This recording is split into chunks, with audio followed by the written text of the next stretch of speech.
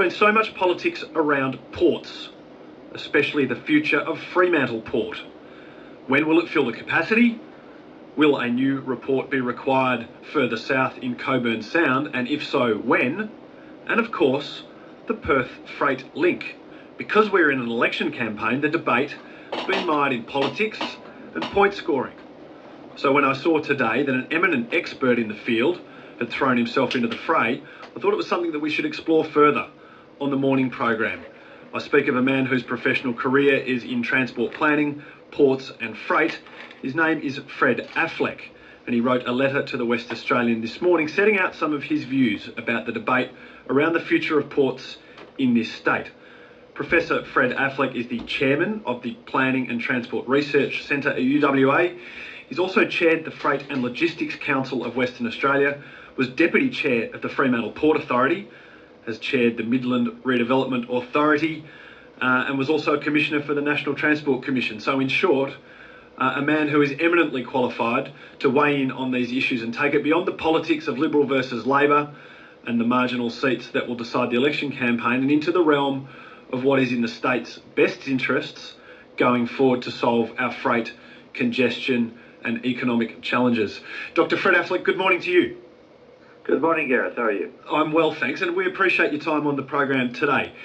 As I said in my introduction, you wrote a letter to the West Australian this morning to set out some of the facts as you see them around this debate around the future of Fremantle Port. I thought it was very interesting, which is why I wanted to get you on the program to just elaborate on your views. Now, we know that there's a debate going on in the state at the moment, and it basically hinges on whether Fremantle Port will fill soon or whether it will fill many years down the track.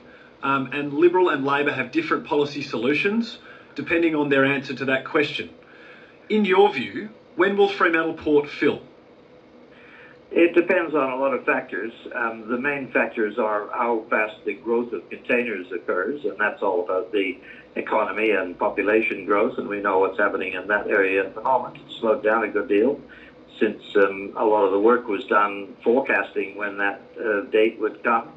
And the other thing that it depends on is technology, how much the port can carry. And there is a third factor, of course, and that is the capacity of the road system to carry the containers to and from the port. But I think taking all of those things into account, the point at which the present inner harbour port will reach its, let's say, capacity is probably in the mid-2030s. Okay, so that's a solid 20 years from now. Yes. Okay, because that is certainly further out into the future than what the Labor Party have been suggesting. They've been saying it'll be full in 8 to 10 years. Well, it just depends on your interpretation of those various factors I've talked about. And of course, I think they're particularly sensitive, as we all are, to the landside transport implications of it all. Sure, and so by landside transport implications, we refer to, and you touched on it, saying that if the port is going to expand, then it needs to have the road links looked at. So that's where, I guess, the Perth Freight Link comes in. As we know, the government's committed to build Row 8. They say they will then build Row 9. But in terms of what happens after that, it's still a bit uncertain. Do you believe that for Fremantle Port to grow to 2035, as you've said, it would require duplication of the Stirling Traffic Bridge or some other solution to get containers from the north side of the Swan River, where the port currently is, over to the rest of the transport links? Yes, I do. And the main roads authorities are quite aware of that. What form that would take and when it would occur is a little uncertain, but I don't think there's any difficulty in doing that when the time comes.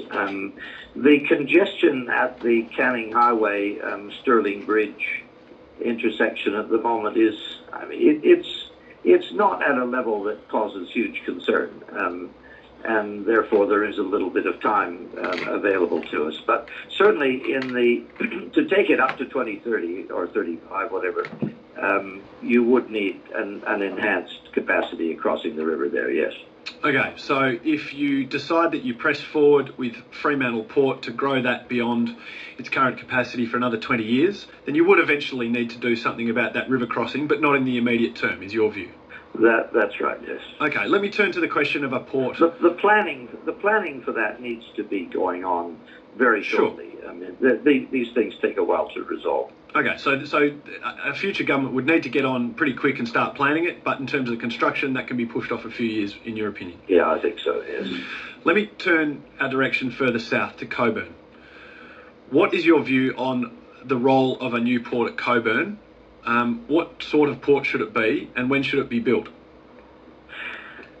Well, obviously it needs to be a container port, and it also needs to have the capacity to handle what's called general cargo, things like steel and motor cars, for example. It needs to have a capacity which will be larger, and the whole idea is to have a larger port than is available in the inner harbor at the moment.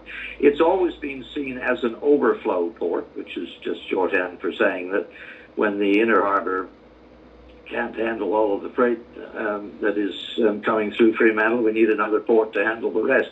And gradually it would grow.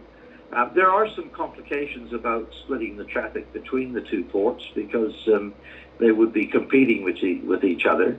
The planning to date has landed up on a port which would be on an island offshore.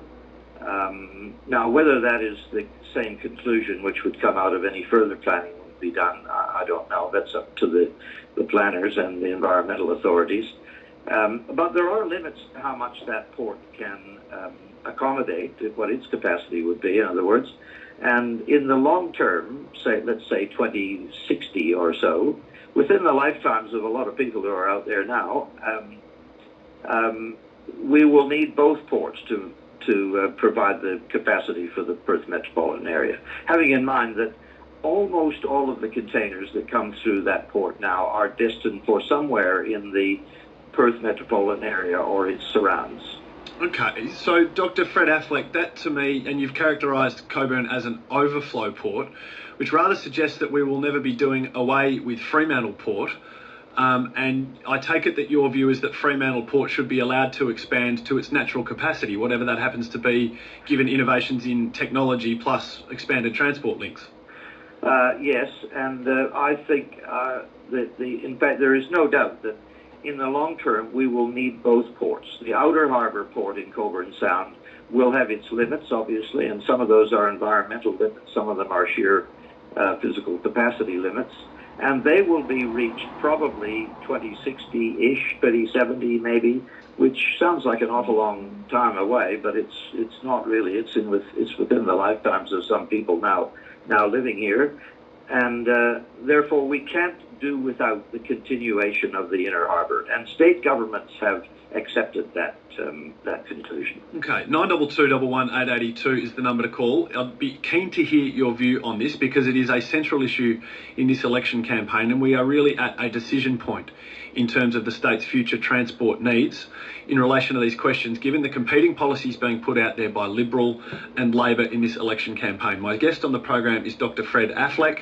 He is the chairman of the Planning and Transport Research Centre at UWA, a veteran of these considerations in this state, and he's also a former deputy chairman of the Fremantle Port Authority. So in my view, there are few, if any, people better qualified to speak and educate us about these issues.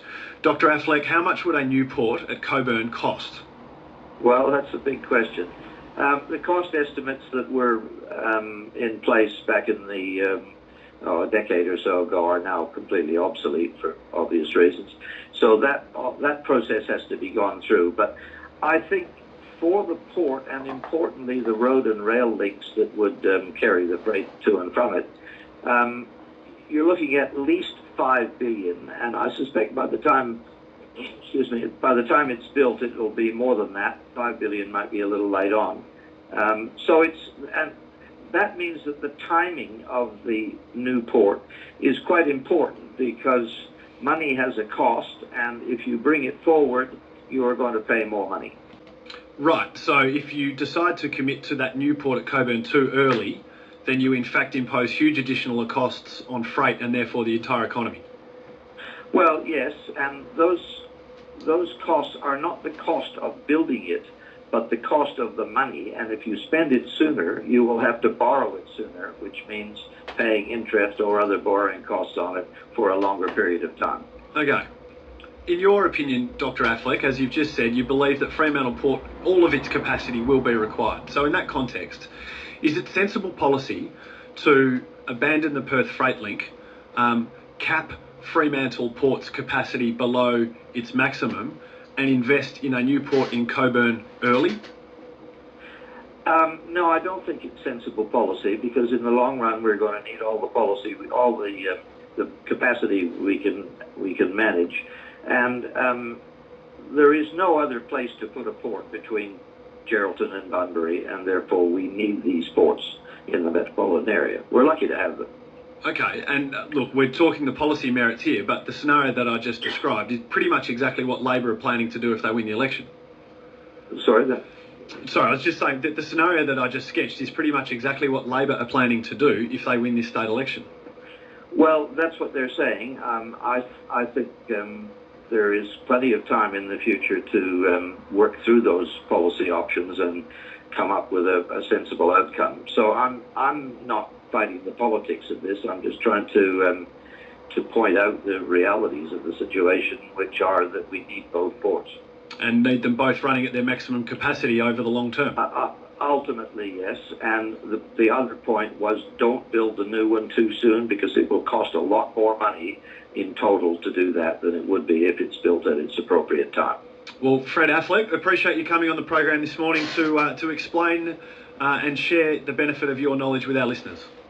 Thanks, Gareth.